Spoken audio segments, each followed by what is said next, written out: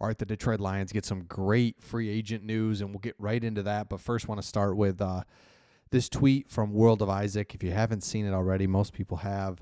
Man, just a really funny guy that is a Detroit sports guy. He's clever, funny. I mean, we just all have gotten to know him. Just he pops up in your feed because he's saying funny stuff. And next thing you know, you get a tweet like this. So basically, he's like, "This is my last tweet. I'm going into hospice." It's like, oh my gosh, crazy, right? In a world where we're just constantly laughing and joking about things and memes and tweets, and it's like, wow, it's real. There's real people behind this stuff, and he's so talented at the way he was able to communicate, and again, just kind of crazy. So thoughts and prayers go out to him, and hope for his comfort during this time. And so I want to start with that. Okay, as far as the great news, it's kind of interesting. One of the things we kind of forget about that always happens, and we just got to remember it, is that the projected bump in the salary cap. This is why sometimes when we sign guys or we give big deals or we extend Jared Goff, it's like, oh, that's so much money. It's like, it's not, because every year the salary cap goes up. So it's kind of like a house, right? You lock in a house, and it's like, well, you overpaid for that. And it's like, well, the market just keeps going up. So just in a couple of years, that Jared Goff deals seems like a bargain. Getting Amon-Ra St. Brown and Penei Sewell locked in. So again, the salary cap goes up. And so this is great because the NFL projects a new salary cap a range of about $280 million for next season, which is even higher than most expected. So this is great because here's why this is great. PFF came out with a list of players that they're currently on teams but could get released.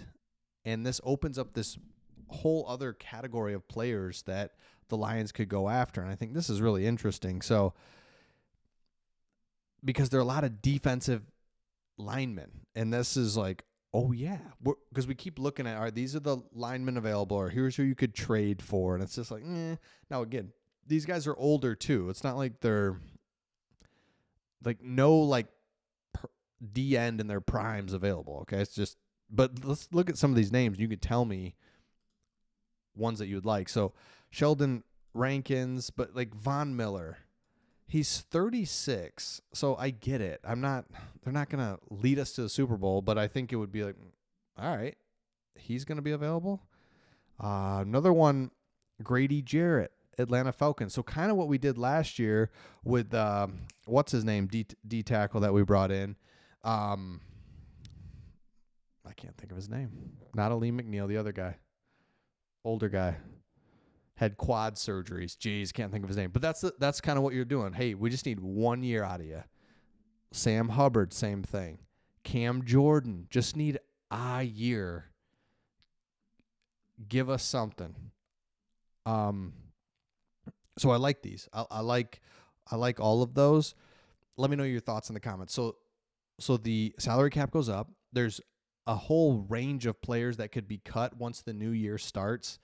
That's like, all right, there's guys that, they're going to be owed X amount on a certain date. And if you cut them before then, you don't have to pay them. And right, that's who we're looking at here. So it opens up the door for other people to be available that we didn't know that were going to be available. Now, another thing is Carlton Davis was on a podcast, and he was talking about Dan Campbell and how much he loves Dan Campbell. And the reason I bring this up is for two reasons. One, I think Carlton Davis, really good veteran CB1 that I would really like to have back. And I think we'll find a way to get him back. I just think he's proven it. He's great for both sides. The second thing in this article is, I mean, how many I guess I'm never going to get sick of hearing about how much players love Dan Campbell, because we know the other way around. We've had Matt Patricia here. We've had coaches where it's like players are just like, I'm out on that. It's like, when you know that, you're just like, oh, this is fun. So here's what Carlton Davis said. Just a couple things. He said, after that, you remember that week 2 Buccaneers loss where we had a mix up with the field goal unit. Field goal unit was running on. Offense was running on. We spiked the ball. flag, 10-second runoff, and we don't get a chance at a field goal. He said he went in the locker room, bro, he was crying. He was like, blame your coach, blame your coach, blame me, blame me. He's like, in my 20 years of playing football, I've never had a coach say that. I lost the game for y'all, and that's plenty of other plays that could have been made. And then he would go in the locker room and just talk to him like,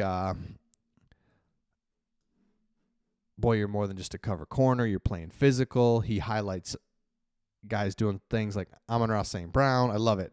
And so he said it's the best coach he's ever played for. And remember, Davis has played for Todd Bowles, Bruce Arians, Gus Malzahn. Love it. So here is what's cool about this. The Lions could potentially have their secondary all back and healthy, with Terrion Arnold, Enos Rakestraw being in there, and then Carlton Davis. Secondary just kind of like all intact. Iffy Melanfon was a free agent, so it's like, all right, see ya. Love you, man, but you're just too injured. So secondary's all good. Linebackers could be all back. And then defensive line, imagine if they were just healthy, and then we got one defensive end splash player somehow. We just have this depth that's incredible now because we got to see it play out where it's like, all right, we ultimately lost too many guys, but the defense could be really good, I think. It could just be so good if they could stay healthy. Would love to see it. We've yet to have a year in this Dan Campbell era where the defense is just good. Could have been this past year, too many injuries. The year before that, it's just like, what are we doing? Trying to figure out how we want to play. We didn't have secondary. We got Vildor, our starting corner, out there against San Fran in the NFC Championship game. Like, that's not going to work. So defense could be all there if Carlton Davis comes back, and that's really exciting. And then Aiden Hutchinson needs to come back healthy. Lee McNeil, he had a major injury at the end of the season, so I don't know when he'll be back. So let me know your thoughts in the comments on that. Again, the salary cap goes up every year. That's why the best thing to do is as soon as these guys are available for contracts, these, like Aiden Hutchinson, we sign him right away, lock in that deal, and then, he'll be the highest paid defensive end, and then the salary cap goes up. So just in a couple of years, he'll be the 6th highest paid D end, even though he's the best D end. And the salary cap goes up, lock them in. Okay, let me know your thoughts in the comments. Make sure you subscribe if you haven't. Just means videos show up for you when we post them. That's all. So let me know your thoughts, and we'll see all of you on the next one.